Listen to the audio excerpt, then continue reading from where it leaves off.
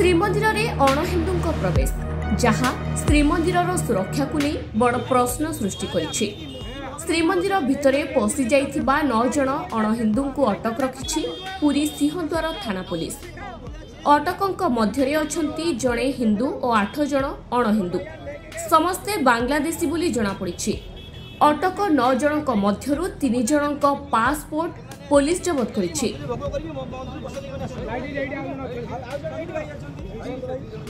तेबे मिलिथिबा सूचना अनुसार बांग्लादेशर 4 जन अणहिंदू संदेहजनक भावे उत्तर द्वार निकट परिक्रमा मार्ग में बसिथिबा बजरंग दलर किछि कर्मकर्ता देखिथिले।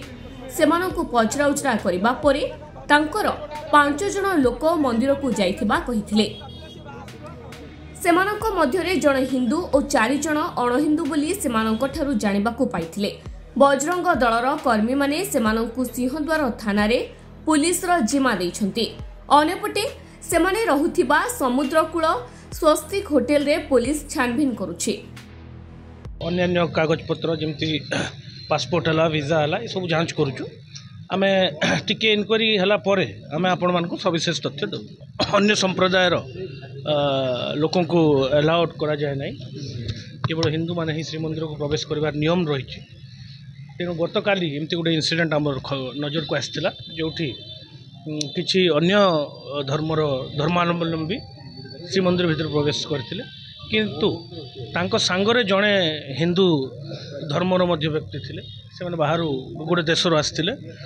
एई जेतेबेले आम नजर को आसला आमे ताकू अति इमिडिएटली ता उपरे हम सीनियर ऑफिसर्स जाइगिरी पहुँची थे और ताकू जांच करथिले। एबे मध्य से जो प्रिलिमिनरी एनक्वारीटा जांच प्रक्रिया जारी अच्छी।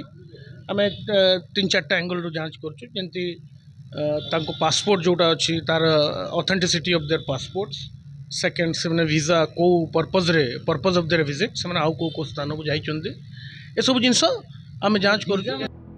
तेबे 3 जनक पासपोर्ट जबत करा जाइथिबा बेले अन्य मानकर पासपोर्ट जांच करा जाउछि। एहा सह श्रीमंदिर भितरे और बाहरे सीसीटीवी जांच करा जाउछि।